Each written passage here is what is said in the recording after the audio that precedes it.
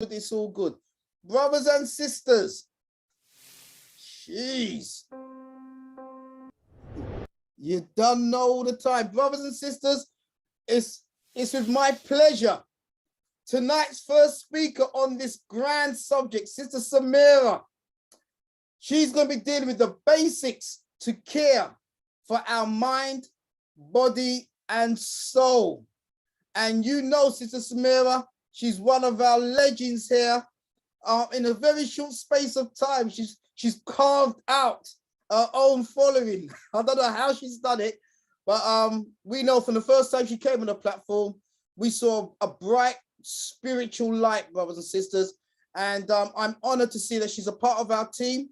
I'm honored to see that, you know, we can work in the liberation of our people. Sister Samira, how are you doing, my queen? Oh, thank you so much, Brother Andrew. Greetings, family. It's such an honor to be here again on the platform as a speaker.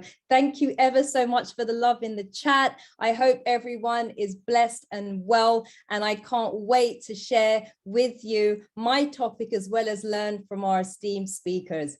I am so gassed. I'm gassed. I'm gassed to actually listen to the fellow speakers. Greetings, one and all. I see you. I see you. It's an honor to be here. It's an absolute honor.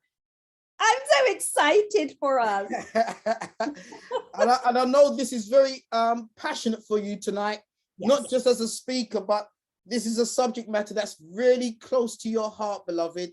And so, you know, I've been waiting for tonight. I've been literally hanging on to the chandeliers for the last 7 nights, sister, waiting for tonight. So, sister, I'm not really going to interrupt you any further. Please, let us know. I'm going to make sure you can share your screen if you need to. Yes, please. It's all yours, my queen. Brothers and sisters, this is going to be a powerful night by the grace of God, man. A grace of God. This is going to be a powerful night. We've got some powerful teachers with us. As you're sorting yourself out, sister, let us know when you're ready. We can roll it down. Oh, our sisters. We're ready. I know you can see my screen, brothers and sisters. Drop some ones if you can. I believe you can. Come on.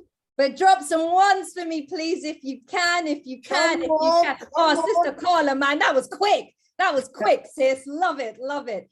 Okay, I'm not going to take up too much time because we do have our esteemed guests in the wing. But brothers and sisters, it's an honor for me to share a subject matter with you that I am incredibly passionate about, and that is our mental health and well-being. I'm going to break down my session into 3 areas for us, and that is first and foremost to define mental health.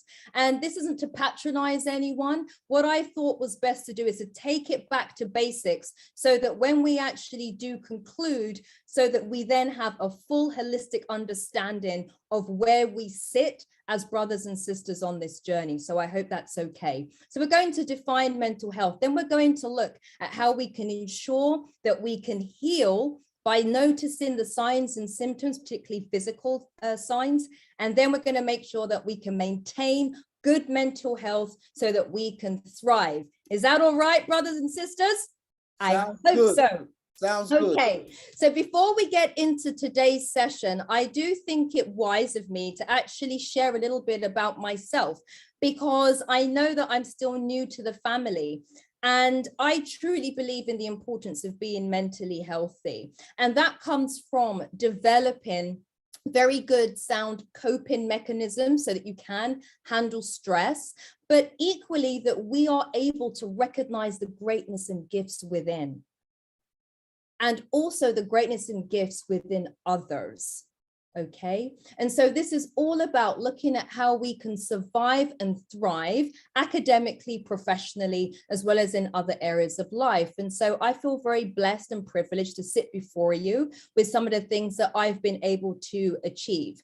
I know what it is to have blatant, brutal racism thrown at you. on a daily basis. When I lived in Spain, I worked, lived and studied in Granada, actually worked in Madrid, and had to not only perform, but also excel in a foreign country where the language is not your own, and also help others to do the same. Academically speaking, I sit before you as someone that has been the recipient of the Baroness von Schippenbach bequest, which effectively just means my university gifted me money, okay, for the best performance at undergraduate level final year. And I achieved a first-class degree at King's College London, which is a part of the Russell Group. For those of you out in the US, a first class means it's a score of 4.0 GPA. And so I know what it is in order to actually thrive and excel academically at one of the best institutions in the world. But equally, whilst working full-time, I also studied part-time law. So I did my law conversion whilst working in the city. For those of you in America, that means corporate America. So professionally, again, I know what it is to have to excel in a highly pressurized environment, as my background is anti-money laundering by profession. Anti being the key part there.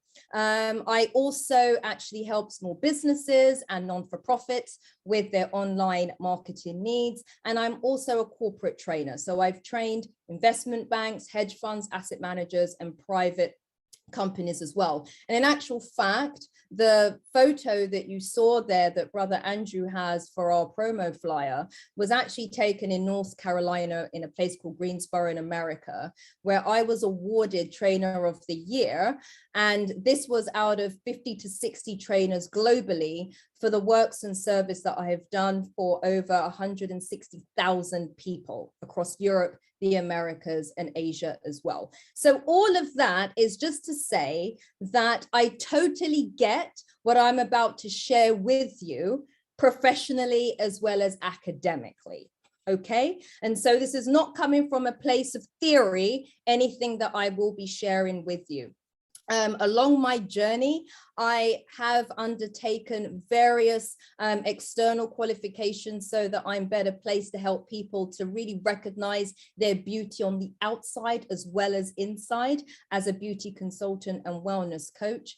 And I feel very privileged and blessed to be in a position to give back to our community, because to be very frank with you, that is actually my mission, is to make sure that I can contribute positively to our community, the welfare and well-being of our community here in the UK as well as worldwide. And so that is why I do run events and host events and help non-for-profits with their fundraising efforts.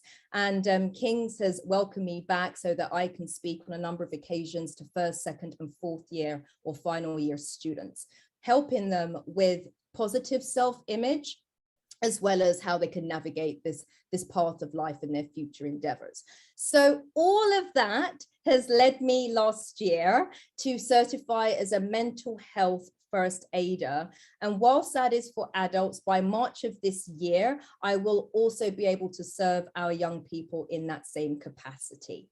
So this is not theory, ladies and gentlemen, brothers and sisters. I'm going to be sharing with you in my capacity as a certified mental health first aider, but I will not be diagnosing or providing any treatment or therapy. So yes, that's where my legal background comes in. I had to put that disclaimer in. So let's get underway with what mental health actually is.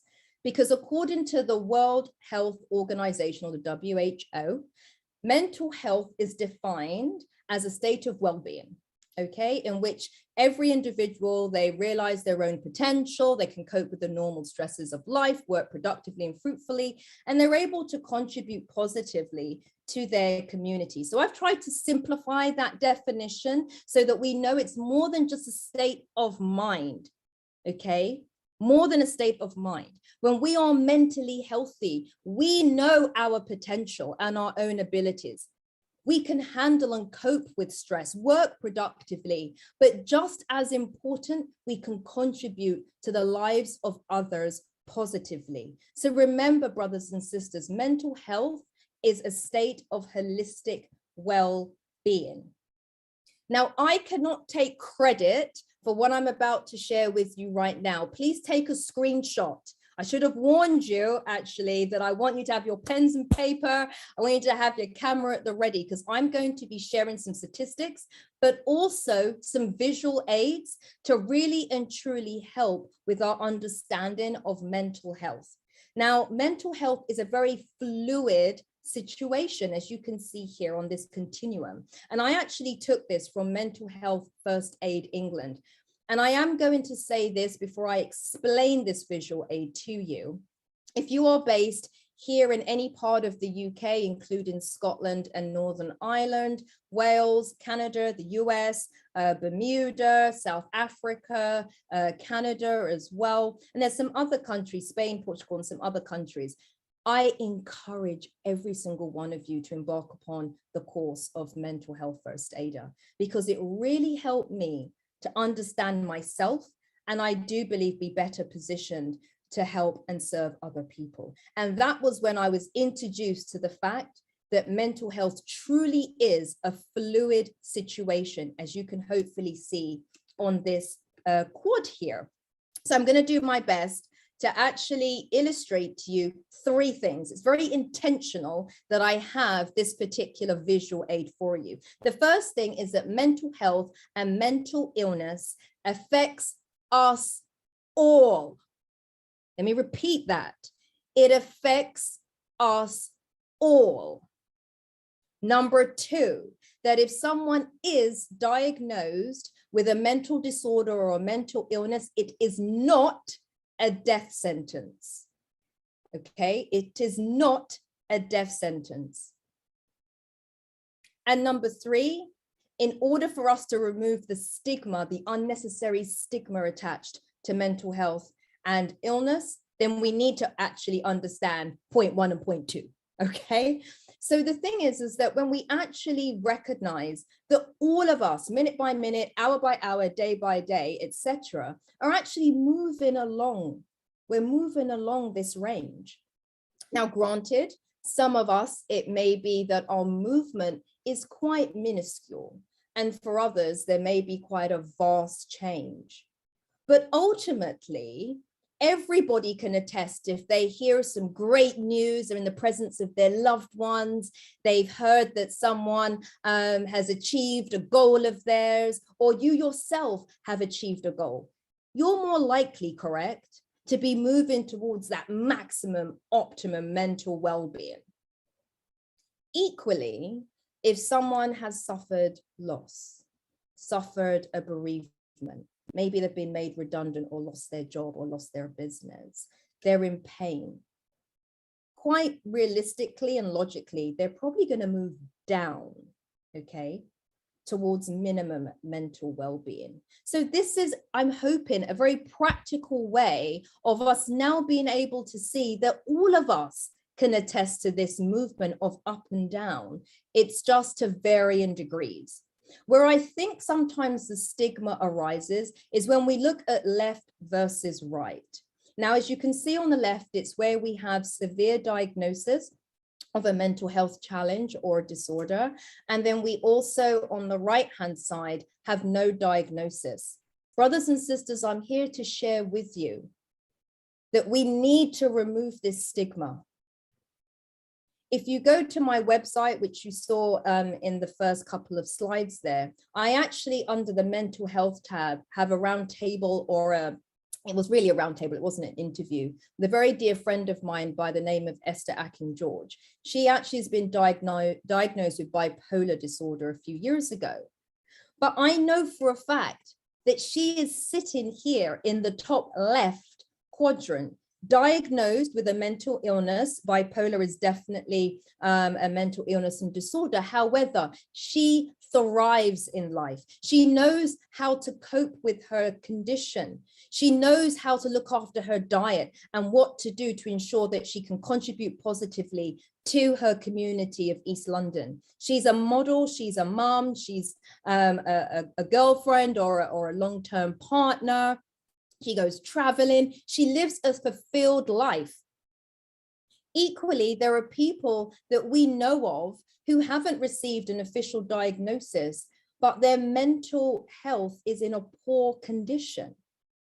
I'm not saying which would you rather be. This isn't one of those things. But what I want you to understand is that given the fact that every single human being, at least on planet Earth, is either going to be top or venturing towards the bottom, let's just have that compassion and understanding, because every single one of us can attest to moving up and down. Where it does become interesting is moving from right to left. It's very rare that someone can move back from left to right. But what I would say is that we need to be in the business of having open dialogues and conversations so that we as a community, doesn't matter if you are left or right, can do what it takes to stay in the top side of this continuum. So mental illness is definitely much more common than we would like to think. And here and now, we all have a duty of care to ourselves and to each other to remove the stigma, but it takes the right knowledge in order for us to do so. Now, the Institute of Race Relations commissioned a report last year, and they are a respected think tank. In 1958 is when they were established. And they commissioned this report. And I want us to take a look at this report because it therefore then identifies a few things for us as Nubians, for us as Black people. Firstly, I'm going to deal with us as sisters. I don't know if you all are aware of this, but Black and ethnic minority individuals make up 20% of the UK population. We as queens, we as Black women are most likely to have experienced a common mental disorder such as depression and or anxiety. This was reported back in 2017. Brothers and sisters, nothing has changed. We are still most likely to experience anxiety or depression. Still, according to Parliament's own research, as recent as December 2021. For our kings, for our Black men out there, you are 10 times more likely than white men to experience a psychotic disorder. Us as a community are more than 4 times as likely than white people to be detained, we typically say sectioned, under the Mental Health Act of 2007. And equally, us as Black people are put on community treatment orders more than 10 times that of white people, more than 10 times. Okay, a community treatment order is where you actually receive medical treatment, psychiatric treatment, but it's outside of an institution. So you're allowed to have that care in the community, as they call it. We are put on those 10 times more than our white counterparts. The Care Quality Commission, which is actually the regulator that deals with health and social services for us in the UK, actually said that 84% of Black and minority ethnic people with a mental health issue not only wanted to raise a concern, but make a complaint about the standard of their care generally. Brothers and sisters, I'm sharing these statistics, not so that we can be downtrodden by them, but you see, when we talk about Ubuntu, and when we say that we are collective, I want us to recognize ourselves in these statistics. I am because we are, which is Ubuntu, means that I don't care if you are in the right-hand side, top right-hand side of that quadrant. If somebody else is suffering, experiencing a mental health issue or disorder, you are as well, because melanated people, if I am, you are. If you are, I am. Sister, if you say feel that again. put that a 1 in the chat if you're feeling what I'm saying. Come right on, now. that's what I was about to say, sister. I am because you are. Come on, we're together on this. Teach. So with that being said, brothers and sisters, I want us to identify certain signs and symptoms. And I am going to focus on us as the Black woman, because depression is something that is very common, but it's close to us. Teach. So Come on, clinical depression, which according to the World Health Organization, WHO, They're going to identify a person as being clinically depressed if they can actually say that they are experiencing at least 2 out of the 3 that you see here highlighted in bold. Brothers and sisters, take a snapshot of this, a screenshot, because I want us to use this as a checklist. Remember, I've been saying for the past couple of weeks, I will be getting onto solutions. So this is why I went through the guidelines of the WHO to actually ascertain, because obviously they write it in very convoluted language. I've done my best to simplify this for us so we have a resource to know. It's not just a sad mood. Sister Samira, I'm gonna have to pause you, sister, because I'm getting vexed to my backside. Is hurting me now. Listen, brothers, do you understand what's happening tonight? This is the dream of Hidden Truth, man. We're trying to bring together our community, professionals, grassroots, spiritualists, junglists. I don't care who you are, but what we do, we're bringing our talent, our wisdom. Sister Samira is breaking it down, man. We should be thanking this sister tonight, brethren. This is so beautiful, sister Samira. I'm not even joking, man. This is Hidden Truth, man. Let me lick shop on butt. Brothers and sisters, if you're no, Elizabeth, don't laugh. Brothers and sisters, if you're feeling Sister Samira, all I'm gonna say is finish it off in the chat room. Ross Bentley is here. Finish it off in the chat room, brethren. Come on, man. Haile Selassie, teach, sisters. Come on, teach. Brothers and sisters, please use this checklist for yourselves and our loved ones. Look in your households, open up dialogues. See if someone is actually, they used to love getting their hair done. They used to love watching certain types of programs or researching things, and no longer is that the case. They've lost enjoyment for things that they used to enjoy. That's a sign. Look out for that. I'm going to say something that's slightly uncomfortable for people to talk about, which is loss or decreased libido. Brothers and sisters, we need to have a mature conversation where you can sit down with your spouse, sit down with your king and queen and say, this is what I'm feeling. This is what I'm experiencing. With all the slapness that's in our music, we can't actually sit with our partners. We can't sit with our husband and wife and say, this is how I'm feeling. This is what's going on with me. We have to talk. We have to communicate and look out for what you see here on the screen. But it may not necessarily be that it is a loss of energy or a lack of energy. It could be that someone's overeating. They could be undereating. They could be sleeping too little, sleeping too much. I want you to look out for these things. Be your brother and sister's keeper. Some other physical signs for us to look out for: headaches, heart palpitations. If someone says they don't want to go somewhere, don't just think that they're being bad mind, lazy, antisocial, what do you, and them kind of things that we say. Let's park that negative talk, brothers and sisters. That's 2021 behavior. We need to understand if someone is starting to sweat, or if someone's starting to bite their nails, you can see their leg is trembling, but they're giving off vibes of confidence, but you can see that something isn't quite adding up. Do not call it out in public. Now, I come from a Caribbean background, and we know that we have a tendency to talk about things in public. Don't do that. Pull the person to one side in a private setting. It may not even be at that time that you raise it. I want you to be vigilant. I want us to make sure that we can approach this with the calmness that it needs, but also the compassion. Ask questions, but allow the person space to respond. Because sometimes when we care about someone so much, we can find it uncomfortable to ask certain questions. Don't. Give them space. Don't preempt what they're going to say. Don't jump the gun. Don't jump in. Let them talk. So you look out for these for yourself.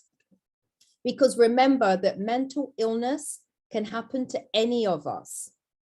So before we go on to looking at some positives, please, brothers and sisters, Put a 5 in the chat if you're with me, that from tonight onwards, you are going to be a champion of change and we break the stigma, especially in our community. I want to see your 5s because I'm looking in the chat.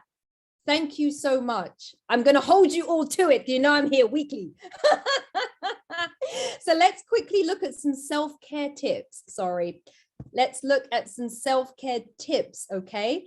And so something that I think is so important is for us to connect with one another. You know, Sister Joy spoke at the top of the show and she said, how does this platform make you feel? It makes me feel connected to you. It makes me feel a part of change. So how does it make you feel? I saw your beautiful comments in the chat. Remember that, anchor it, and take that into your households and out there. Wear it on our backs, brothers and sisters, with a phone call, could be a video, WhatsApp call, Zoom, whatever. But you know what I'm going to say is that when you're feeling down, this is my tip for you. When you're feeling down, lift others up. When you're feeling down, lift others up by volunteering or helping a loved one do something, or just calling someone. Even if you're feeling down, when you can pour love into somebody else, it just lifts your vibration. Don't hide and don't ignore how you feel. Journal, whether it's written form or voice note, but share your journal with someone you trust, okay? The other thing is we got to move, okay? We got to move 30 minutes a day, 5 days a week. And by the way, movement doesn't mean, I mean, the sister in this image, I looked at her, I said, why? I have to put this in there. I don't look like her. I was like, that's right, sis. But it doesn't have to be that we're jogging or doing extensive exercise, you know, in the park. It could be that you dance. I love music. I love dancing. It doesn't have to be, you know, that you're in the gym pumping weights. When it comes to positive mental health, we have to look to our future. And that comes from setting goals and learning something new, being excited about what's ahead of us, irrespective of what we see in the now. And if I can share a quote that I wrote down from the late Bob Proctor, he actually said, don't live in the past or allow others to destroy your dreams. Don't live in the past or allow others to steal your dreams. So this is why goals are so important. Make sure that you have some short-term goals and some long-term goals as well. And so little wins are not little, because every single brick is important to the foundation and the building of a home. So do not disrespect the little wins. They all count. It doesn't have to be that you travel to Bali and therefore you're, you know, living your best life. It could be that you explore a new part of town. Did you know that Kew Gardens are actually giving people entry for £1 if you fit certain criteria? Not many people have actually been to Kew Gardens. It's stunning.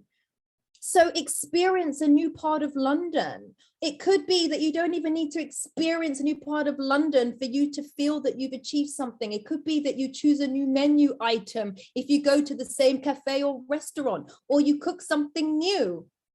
Every win counts, but I want us to sit down and have short-term, mid-term, and long-term goals for you personally, your family, your profession, as well as your contribution to our community. Sleep, rest is best. I've got some advice here, so please take a screenshot, but you need to make sure that you're getting 6 to 9 hours of uninterrupted sleep. Uninterrupted sleep. Smartphones and all those devices need to go away. Equally, what we need to do is look at the importance of diet. Dr. Amsu, Brother Mark at the Raw Diet Disciple last week knocked it out the park. I'm not going to go into anything other than to say gut health is equally important. So probiotics will definitely help, but make sure you watch the replay of last week's show for sure when it comes to looking at diet. Supplementation and environment. Take a screenshot of this because I'm conscious of time. But what I am going to hone in on are the following. Everyone knows that we need to connect with source. We need to connect with nature. However, we do have some members of our community who are disabled. So please bear that in mind as well, brothers and sisters, when you are out and about and when you are thinking of your loved ones. Not everybody can do the same things that you can do. So if you know that a loved one is going to struggle to get out into nature, bring the outside in, meaning have plants and other types of nature around you. Could be like goldfish or something, but have nature in your home. Faith and spirituality are so key. All the science shows it, ironically enough, that those who are not religious necessarily, but spiritual, and we know that they are different, they connect to source. When you connect to source, you meditate, you have an attitude of gratitude, you are in your faith, you achieve inner peace, hope, and positive mental health much better, clearer, and fuller and easier. And I'm going to say these two things before I finish up. 30 to 60 minutes of happiness. That is something that we should all give ourselves every single day, 7 days a week. Mine is dancing. I love music, as most of you know, but it could be that you're watching a little bit of Netflix, you're reading something. It could be that you're writing a letter to someone you love. Whatever it is, every day, find something that you can do. Take a bath. I love baths. Candles, whatever. It doesn't matter. It's your 30 to 60 minutes of happiness. Parents out there, you still need your 30 to 60 minutes of happiness, or if you have other types of dependence. And positive relationships.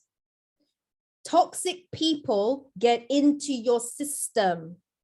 Your environment is not just what you see around you, it's what's happening within you. So you need to make sure that you have positive people around you. Positive doesn't mean they agree with everything that you say. It means that they have your best interest at heart. And so I've said here, if you can't change the people around you, then you damn well change the people around you. If you don't understand what that means, learn it. No, I'm joking. It means that you have to be able to tell certain people, I love you, but I can't have you in my space. I love you, but I need to speak to you another time. I need some distance. That is powerful, brothers and sisters. So when it comes to seeking professional help, early intervention can save your life, but make sure that it's handled with care. I've got some key points here that I want you to take a screenshot of, please. And they are as follows. Take someone that you trust to every single appointment with you. Us as Black people need to know our rights. Did you know, brothers and sisters, that you can actually request to have a Black GP or a Black professional? Yes, you can. So speak up. You have a voice, use it. Equally, looking at talking therapies and counseling and other types of therapies may actually be really useful. Joining some groups, just connecting with our brothers and sisters is great. On the NHS, a lot of these services are free. There are a lot of charities where you can get access to talking therapies and other types of psychological therapies, either free of charge or for a nominal amount. Equally, I've got some websites here where you can check that someone who's a private therapist is actually qualified. So I want to leave you with some useful contacts. Take a screen grab of this for our brothers and sisters across the pond in the States. I've not forgotten about you. So that's why you see their Melanin and mental health. So you can access a Black-owned directory of therapists across the US. But I want to leave you with this, brothers and sisters, and that is to say, I'm wearing my t-shirt for a reason. This t-shirt means a lot to me. Because in order for us to choose our future, we have to be able as a people to understand and heal from our past and deal with our present and move as one force, move as one people into our future. You know, Dr. Vera said it earlier that we are one people. And I want us to choose us, represent us, do what is best for us. Then we can be the architects to build our lives and our communities and the future generations. Brother Andrew, thank you so much for allowing me to share my passion. Come on, brothers and sisters. If you're going to lick shot from Babylon, this is the, oh God, look at Jarita. Brothers and sisters, this is Sister Samira's first time.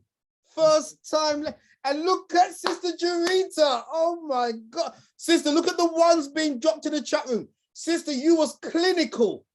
I want you to understand that. No gassing you, sister. This, I mean, you went over time, and I will deal with you on that one, okay? But beloved, I could not stop you. I couldn't stop you, sister. That was brothers and sisters. Are you not proud to have this sister as a part of your community? Let the sister know that, man. That was amazing, Sister Jurita. I mean, you turned your camera on, which you normally don't do like that. Oh wow! Oh wow! You can hear it, but my finger's sore now. But oh one more time. Wow, Jurita! Okay, that was good. How was that? Actually, there's a lot of things that I think lots of us need to take on board from there. Things that we take for granted in terms of the choices that we can make every day. And sometimes we do. I mean, the thing that resonated with me the most was the thing where you said, you know, if there's certain people around you, you can say to them, right now is probably not the time. I have a few people that of late I've had to do that with. Yeah. And I felt bad about it. You know, you do it and you think, oh my God, like I shouldn't have done that. Maybe I could have given them 10 minutes or, you know, but to give them that 10 minutes at that time would have been draining for me, you know? And come on. But you feel guilty. And so it was nice to hear that actually, no, you know, sometimes you just have to have that barrier. So thank you so much for giving us some insight and for actually making us feel that we need to put our own mental health first, I guess. You know, it's not a stigma. And it's something that we all will need to address at some point in time. And it was nice to hear it from you. You put it down, girl. You put it down. Nice. Sister China is reminding us. We want to thank Sister China, part of our admin team behind the scenes. She's reminding us that Sister Samira said to set goals and learn something new. Sleep 6 to 9 hours. 30 to 60 minutes of happy, healthy relationships. Use your voice, choose your future. Wow. Come on, Sister China. You remind us. Sister Helen says, amazing presentation. Thank you, sister. Brother Brian in Washington says, we see and hear Jurita finger snappings. Because when Jurita gets excited, man, I don't know. Sister